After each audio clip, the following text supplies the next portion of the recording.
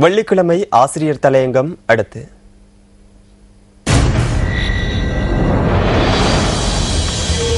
දෙදහස් 14 වර්ෂය කියන්නේ එක්සත් ජාතික පක්ෂය ஐக்கிய தேசிய கட்சி எதிர்க்கட்சியாக செயற்பட்டு 2014 ஆண்டுடன் 20 ஆண்டுகள் பூர்த்தி அடைந்துள்ளன. 94 ஆண்டிலிருந்து 2014 ஆண்டு வரை ஐக்கிய தேசிய கட்சி எதிர்க்கட்சியில் இருந்து கொண்டு வாக்கு விகிதாசாரத்தை குறைத்துக் கொண்டுள்ளது. அந்த காலப்பகுதியில் இலங்கையில் 2 ஜனாதிபதிகள் ஆட்சி செய்துள்ளனர். முதலாம் அவர் சந்திரிகா பண்டாரநாயக்க குமாரதுங்க, மற்றவர் மஹிந்த ராஜபக்ச ஆவார். எனினும் இந்த 20 வருடங்களில் ஐக்கிய தேசிய கட்சி ஒரு தலைமைத்துவத்தின் கீழே செயற்பட்டுள்ளது. ரணில் விக்ரமசிங்கவை தலைமையை வகித்துள்ளார். அவர் கட்சி தலைவராகவும் எதிர்கட்சி தலைவராகவும் செயற்பட்டுள்ளார். உலக ஜனநாயக வரலாற்றில் உண்மையில் இது ஒரு துர்ப்பாக்கியமான சம்பவமாகும். எனவே ஐக்கிய தேசிய கட்சியின் சம்மேளன கூட்டத்தின் மூலமாகவே இந்த நிலையை மாற்ற முடியும். வரலாற்றில் தொடர்ச்சியாக தோல்வியடைந்த தலைவர் ஒருவர் தலைமைத்துவத்தில் தொடர்ந்தும் இருப்பதில்லை. ஐக்கிய தேசிய கட்சி இவ்வாறானதோர் பின்னடைவை இந்த காலப்பகுதியில் எதிர்நோக்கியதும் இல்லை.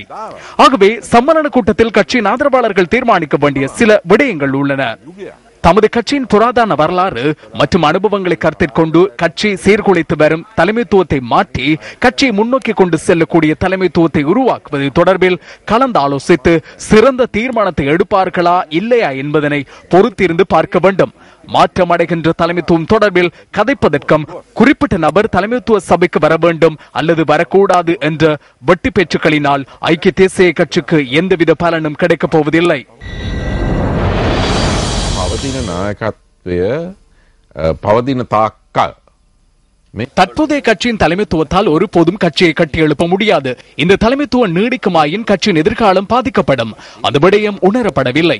எனவே அதனை உணராத மற்றும் தலைமைத்துவத்தை மாற்றுவதற்கு முயற்சிக்காத எந்த ஒருவராலும் ஐக்கிய தேசிய கட்சி மாத்திரமல்லாது ஜனநாயக நாடொன்றிலும் உள்ள எதிர்கட்சிக்கோ அல்லது மக்களுக்கோ பயன் கிட்டாது.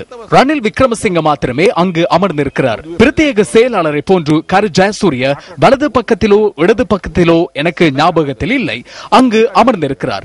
அதிலிருந்து உண்மையில் எந்த மாற்றமும் நிகழப்போவதில்லை என்பது புலப்படுகிறது. கரு ஜெயசூரிய யுத்தம் நிலவிய கால பகுதியில் ஆளும் கட்சிக்கு தாவினார். ஆனால் யுத்தம் நிறைவடையும் வரையில் அவர் அங்கு இருக்காமைக்கான காரணம் என்ன என எனக்கு தெரியாது. இங்கு ஏதோ ஒரு குழப்பம் நிலவுகிறது. பலம் வாய்ந்த தலைவர் ஒருவர் இல்லாத நிலையில் மங்கள சமரவீர உண்மையில் கீழ்த்தரமான நடவடிக்கைகளை முன்னெடுத்தார். அனைவருக்கும் மாத்திரை சம்பவம் ஞாபகம் இருக்கும். அந்த மிளைச்சத்தனமான கீழ்த்தரமான ஐக்கிய தேசிய கட்சி இரண்டாக பிரிக்கக்கூடிய அந்த சம்பவத்தின் பிரதிபலனை தென் மாகாண சபை தேர்தலில் காண முடியும். ஐக்கிய பிக்குகள் முன்னணியின் ஆலோசகர் கிராம்பே ஆனந்த தேரர் பல சந்தர்ப்பங்களில் ஐக்கிய தேசிய கட்சியின் தலைமைத்துவம் குறித்து கருத்து தெரிவித்திருந்தார்.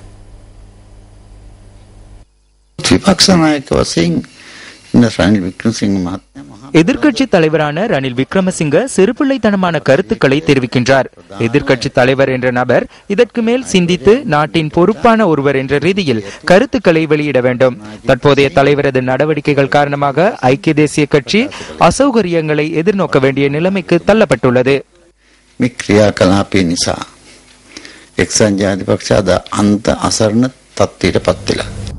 23 தடவைகள் தோல்வியடைந்த தலைவர், அவரினால் நியமிக்கப்பட்ட தலைமைத்துவ சபை ஆகியவற்றினால் தேர்தலை வெற்றி கொள்ள முடியுமா என அரசியல் விமர்சகர்கள் கேள்வி எழுப்புகின்றனர். நாளைய தினம் நடைபெறவுள்ள ஐக்கிய தேசிய கட்சியின் மாநாட்டில் உறுப்பினர்கள் அவர்களது பிள்ளைகளின் எதிர்காலம் என்பவை குறித்து சிந்தித்து புத்திசாதுரியமான தீர்மானங்களை எடுக்க வேண்டும் என அவர்கள் சுட்டிக்காட்டுகின்றனர்.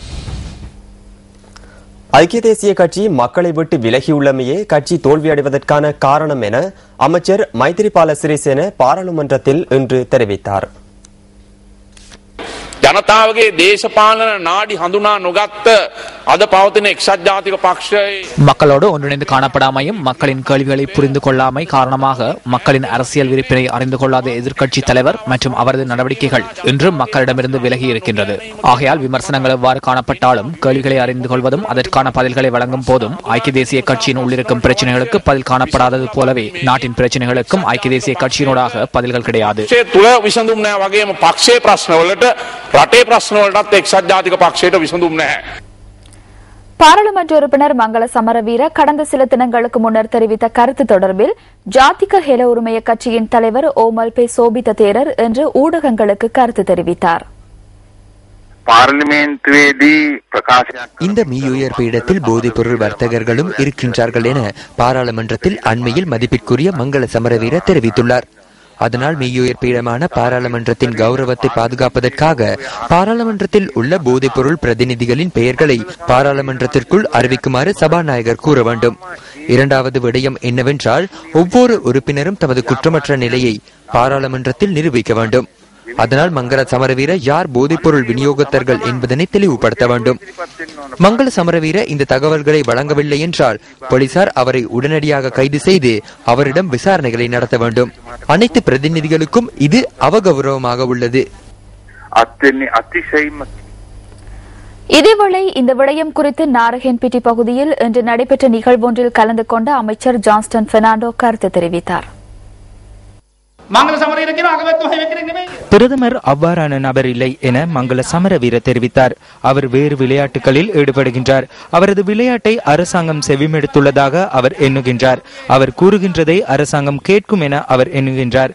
நீரில்லா ஆற்றில் மீன்களை இறக்க அவர் முயற்சிக்கின்றார். வயதை அவதானித்து கருத்துக்களை தெரிவிக்குமாறு அவரிடம் கேட்டுக்கொள்கின்றேன். உங்களுக்கு பெற்றோர் இருப்பாராயின் அரசியல் லாபங்களை பெற வேண்டாம். பிரதமர் எமது தந்தையை போன்றவர். ஐக்கிய தேசிய கட்சி சார்பில் தென் மாகாண சபையில் போட்டியிட தயாராகும் பிரபல நடிகையான நதீகா ஹேமமாலி இன்று ஊடகவியலாளர் சந்திப்பொன்றை ஏற்பாடு செய்திருந்தார்.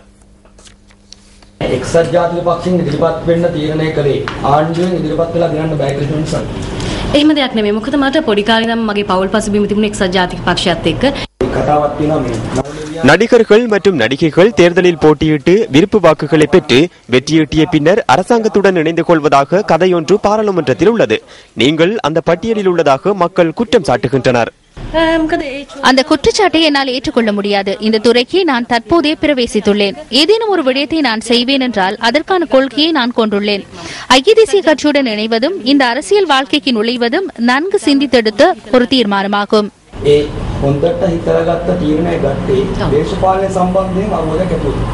අනිවාර්යයෙන්ම අවබෝධයක් තියෙන්න ඕනේ. මොකද දේශපාලනය කියන දේ අපිට අවබෝධයක් නැතුව කරන්න බෑ. மாகாண சபை தொடர்பில் கதைக்கும் போது 13வது அரசியலமைப்பின் காணி மற்றும் போலீஸ் அதிகாரங்கள் தொடர்பில் கருத்துக்கள் தெரிவிக்கப்படுகின்றன. இந்த விடயம் குறித்து உங்களது கருத்து என்ன? இந்த கேள்விக்கான பதிலை அளிக்க நான் தயாராகவே வந்தேன். 13வது அரசியலமைப்பு நிலைமைகள் குறித்து தற்போது பாராளுமன்றத்திலும் கருத்துக்கள் பரிமாறப்பட்டு வருகின்றன. நான் இந்த கட்சியின் உறுப்புரிமையை பெற்று 2 தினங்கள் மாத்திரமே ஆகின்றது. 13வது அரசியலமைப்பு மாத்திரமல்ல 17வது அரசியலமைப்பும் கொண்டுவரப்பட வேண்டும் என்பது குறித்து எனது பிரசார நடவடிக்கைகள் ஆரம்பிக்கின்ற திகதியில் நான் கதைக்கின்றேன். திசமகாராம பகுதியில் நேற்று இடம்பெற்ற நிகழ்வொன்றில் ஐக்கிய தேசிய கட்சியின் பாராளுமன்ற உறுப்பினர் சஜித் பிரேமதாச கலந்து கொண்டு உரையாற்றினார்.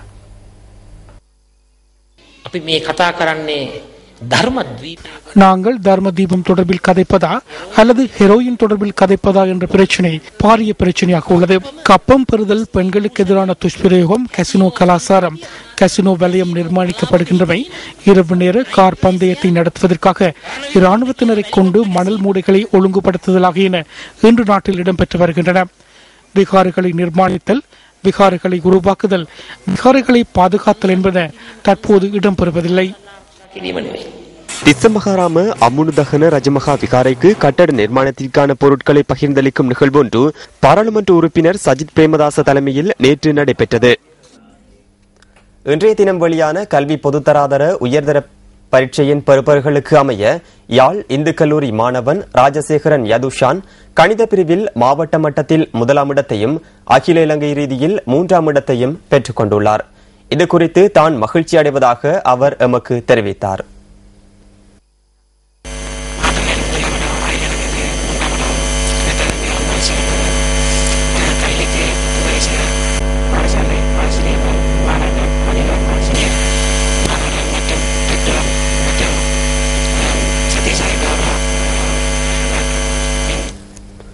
கல்வி பொதுத்தராதர உயர்தர பரீட்சையின் பெறுபவர்களை மீளாய்வு செய்வதற்கான விண்ணப்பங்களை எதிர்வரும் 26ஆம் திகதி தொடக்கம் சமர்ப்பிக்க முடியும் என பரீட்சைகள் திணைக்களம் தெரிவிக்கின்றது. இதற்கான விண்ணப்பங்களை எதிர்வரும் ஜனவரி மாதம் 20ஆம் திகதிக்கு முன்னர் பரீட்சைகள் திணைக்களத்தில் சமர்ப்பிக்க வேண்டும் என அறிவிக்கப்பட்டுள்ளது.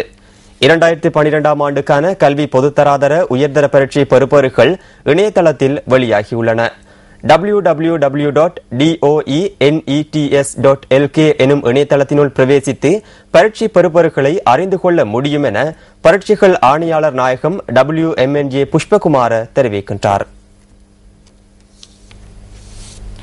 5ஆம் தரத்துக்கான புலமை பரிசில் பரீட்சை 2016 ஆண்டு முதல் ரத்து செய்யப்படுவது தொடர்பில் பாராளுமன்றத்தில் இன்று கருத்து தெரிவிக்கப்பட்டது. 5ஆம் தர புலமை பரிசில் பரீட்சை நடைபெறாது என நேற்று கருத்து தெரிவித்தீர்கள். அது குறித்து சற்று அறிந்து கொள்ள முடியுமா? தெரிந்து கொள்ள முடியும். அது தொடர்பில் தேசிய கல்வி ஆணைக்குழுவினால் ஜனாதிபதிக்கு விசேட அறிக்கை ஒன்று சமர்ப்பிக்கப்பட்டுள்ளது. அதனுடைய பிரதி எனக்கும் வழங்கப்பட்டுள்ளது. 2016 ஆண்டு ஆகும் போது பிள்ளைகள் எதிர்நோக்க நேரிடும் அழுத்தத்தை குறைத்து சாதாரண மட்டத்தை அளவிடும் வகையில் அந்த பரீட்சையை நடத்துவதற்கு நாங்கள் தீர்மானித்துள்ளோம். காட்டகஸ்டிலிய கலேன் பிந்துனுவெவ ஆகிய இடங்களில் சேர்ந்த மாணவர்கள் கொழும்பு ராயல் கல்லூரிக்கும் விசாகா வித்யாலயம் ஆனந்த கல்லூரி ஆகியவற்றுக்கும் மிகவும் பெருமிதத்துடன் நுழைந்தனர். இனிமேல் அந்த பிள்ளைகளுக்கு குறிப்பிட்ட பாடசாலைகளின் கதவுகள் மூடப்படும். இதன் பின்னர் கருவாத்தோட்ட மாணவர்கள் மாத்திரமே ராயல் கல்லூரிக்குள் செல்வார்கள். இதுவே பந்துல குணவர்தனவின் கொள்கை. இது புதிய கல்வி முறைமை. பந்துல குணவர்தன அரசாங்கத்தை கவிழ்க்கும் சூழ்ச்சியில் ஈடுபடுகின்றாரா என்ற சந்தேகம் எழுகிறது. எவ்வாறாயினும் 5ஆம் தர புலமை பரிசில் பரீட்சை ரத்து செய்யப்பட்டமை குறித்து பெற்றோர் எதிர்ப்பை வெளியிடுகின்றனர். தேசிய ஆசிரியர் சங்கம் இன்று கண்டியில் ஊடகவியலாளர் சந்திப்பொன்றை ஏற்பாடு செய்தது. கண்ணங்கரவின் கல்விக் கொள்கைக்கு துரோகம் விளைவிக்கும் வகையில் முதற்கட்ட நடவடிக்கையாக இந்த புலமை பரிசில் பரீட்சை ரத்து செய்யப்படுகின்றது. தேசிய கல்வி ஆணைக்குழுவினால் முன்வைக்கப்பட்ட பரிந்துரைகளை முழுமையாக மக்களுக்கு கையளிக்க வேண்டும் என அமைச்சர் பந்துல குணவர்தனவிடம் கேட்டுக் கொள்கின்றோம். எமது நாட்டில் தேசிய கல்விக் கொள்கை என்ற ஒன்று கிடையாது. இதேவேளை ஆசிரியர் அதிபர் தொழிற்சங்க ஒன்றியம் மனித உரிமை ஆணைக்குழுவில் இன்று முறைப்பாடு ஒன்றை பதிவு செய்துள்ளது. 5ஆம் தர புலமை பரிசில் பரீட்சையினால் கிடைக்கின்ற பிரபலிய பாடசாலைகளுக்கான சந்தர்ப்பங்களை மாணவர்கள் இழக்க வேண்டிய நிலை ஏற்பட்டுள்ளதாக அந்த முறைப்பாட்டில் குறிப்பிடப்பட்டுள்ளது. வாய்ப்புகளை கல்வி அமைச்சர் அறியவே அவை சூறையாடப்பட்டுள்ளன. பிட்டிப்பன மஹிந்த ராஜபக்ச வித்தியாலயம், மாத்தறை மஹிந்த ராஜபக்ச வித்தியாலயம் அவ்வாறு இல்லையாயின் குறிப்பிடப்பட்ட 18 பாடசாலைகளுக்கு செல்வதற்காக அல்ல இந்த மாணவர்கள் வருகை தந்துள்ளனர். மாணவர்கள் மற்றும் பெற்றோர் எதிர்பார்க்கின்ற பாடசாலைக்கு அவர்கள் செல்ல வேண்டும். அவர் எதிர்பார்க்கின்ற பாடசாலைக்கு செல்ல ජාතික අධ්‍යාපන ආයතනයේ මාධ්‍ය අධ්‍යාපන ව්‍යාපෘතියේ හිටපු ප්‍රධානී බන්දුල පී දයර. இத்துடன் நியூஸ் ஃபர்ஸ்டின் 8 மணி பிரதான செய்திகள் நிறைவு பெறுகின்றன. வணக்கம்.